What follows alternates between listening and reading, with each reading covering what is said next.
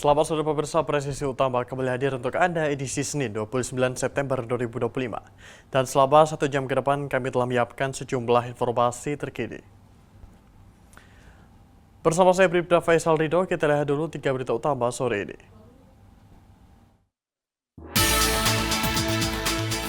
Polres Demak Polda Jawa Tengah berhasil mengamankan 4 terduga pelaku pengeroyokan yang menyebabkan seorang korban meninggal dunia.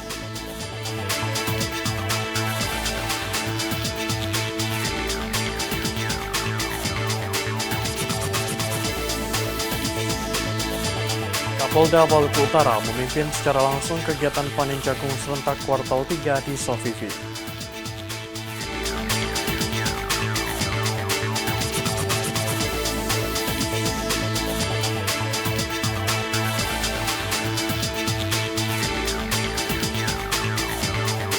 Di Desa Kilo, Kabupaten Pulau Taliabu, Maluku Utara, beras SPHP harus dijemput menggunakan perahu di tengah laut sebelum akhirnya dibawa ke daratan.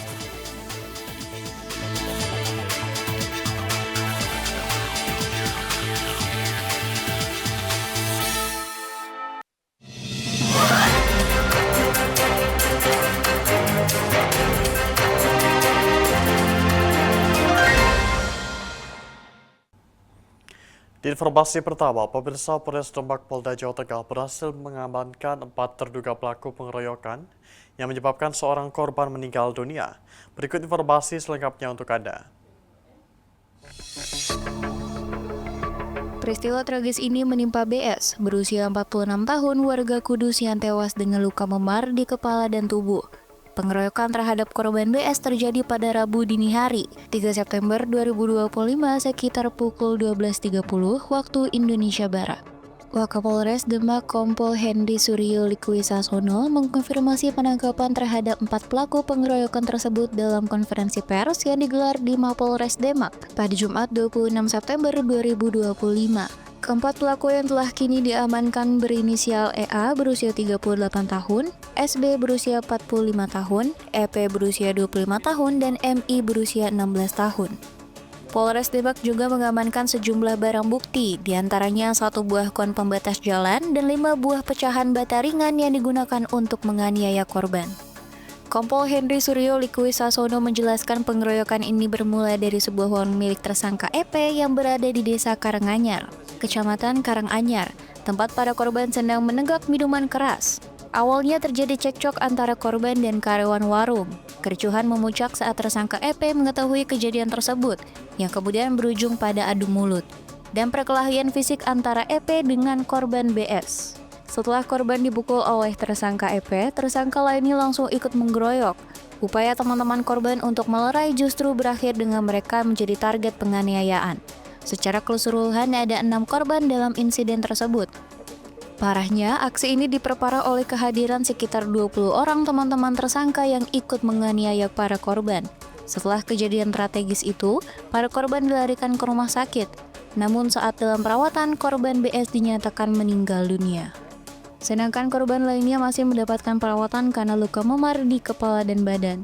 Saat ini, keempat tersangka beserta barang bukti telah diamankan di Polres Demak untuk menjalani proses penyelidikan lebih lanjut. Dan atas perbuatannya, para tersangka dijerat dengan pasal 170 ayat 2 ke-3 KUHP dengan ancaman hukuman maksimal 15 tahun penjara. Dari Humas Polres Demak Polda Jawa Tengah melaporkan untuk Polri TV. Pemirsa, untuk mengantisipasi gangguan Kamtibas, Satsabapta Polres Lamandau menggelar latihan kemampuan Ton Raimas bersama Brimob. Bribda Paula personil Polda Kalimantan Tengah akan memberikan informasi selengkapnya untuk Anda.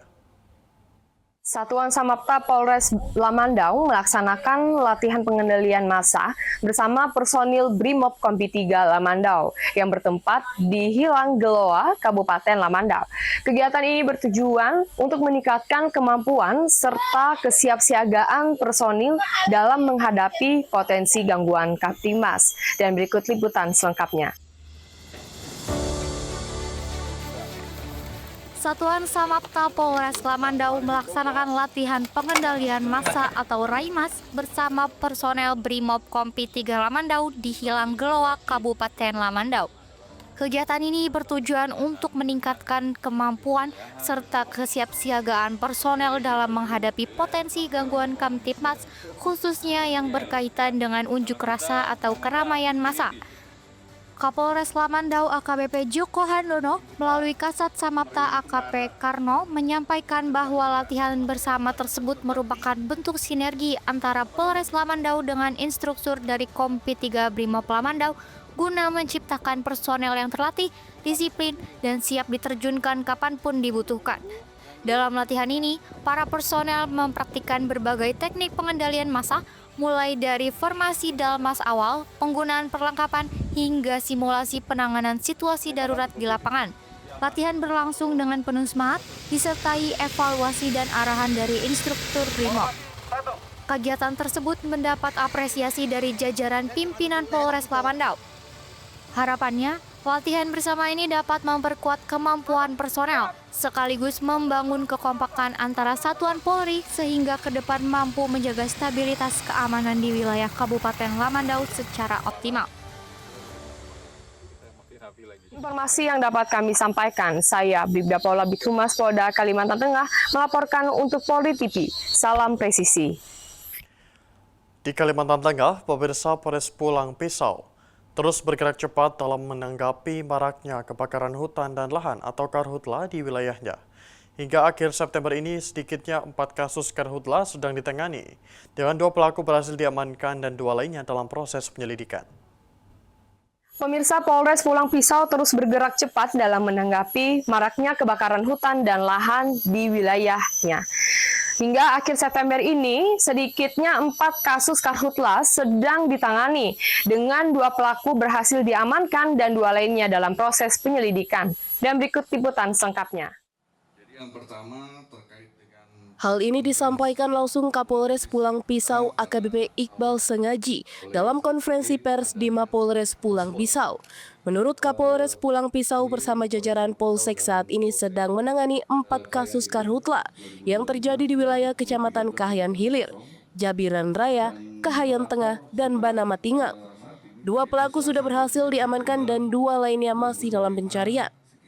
2 pelaku yang telah ditahan berinisial RB dan NS. Pelaku RB diamankan di Desa Anjir Pulang Pisau, Kecamatan Kahayan Hilir, usai membakar tumpukan bekas kandang ayam yang menyebabkan api merambat ke kebun karet dan semak belukar.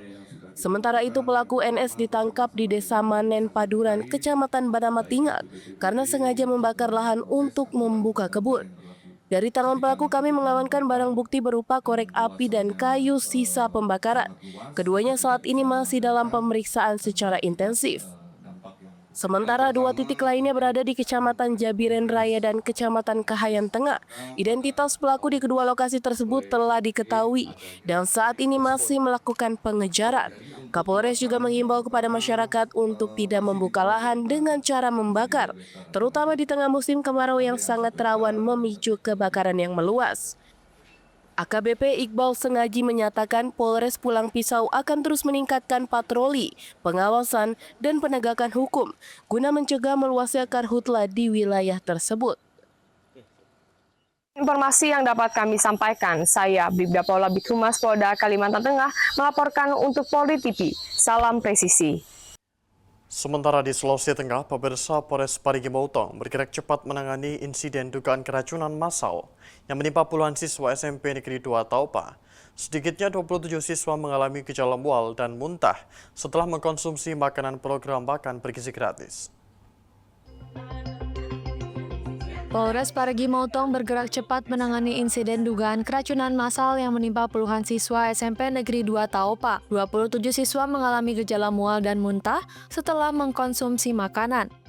Insiden terjadi pada Rabu siang 24 September 2025 saat para siswa SMP Negeri 2 Taupa mengikuti program makan bergizi gratis. 27 siswa harus dilarikan ke puskesmas dan rumah sakit terdekat. Kapolres Parigi Motong AKBP Hendrawan menyampaikan bahwa pihaknya langsung berkoordinasi dengan pemerintah daerah dan rumah sakit setempat. Langkah cepat ini dilakukan untuk memastikan penanganan korban berjalan optimal. Polres Parimo juga membuka penyelidikan awal dengan memeriksa petugas SPPG dan mengamankan sampel makanan. Sampel tersebut dikirim ke Balai POM di Palu untuk dilakukan pengujian laboratorium.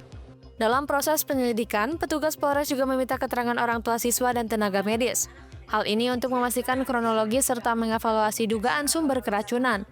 Kami wawancara atau interview kepada pengelola SPG serta kepala bagian masak.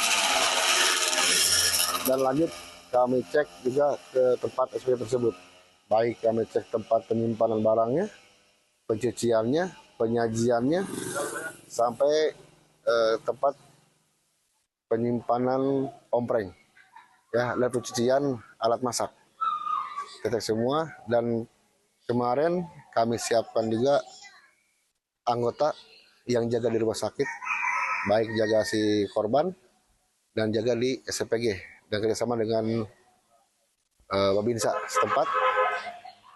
Kita TNI Polri bekerjasama dalam hal pengamanan, menjaga hal-hal yang tidak diinginkan, dan kami juga melaksanakan pengecekan ke Balai POM menunggu hasilnya apakah ini keracunan akibat dari makan berdiri atau bukan.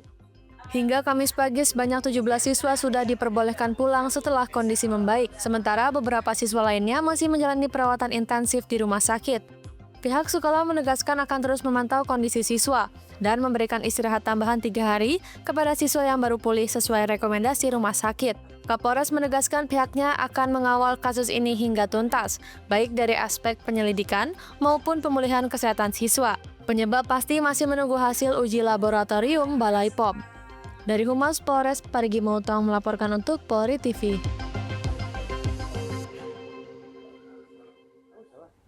Pemirsa, tetaplah bersama kami, Presisi Utama akan segera kembali.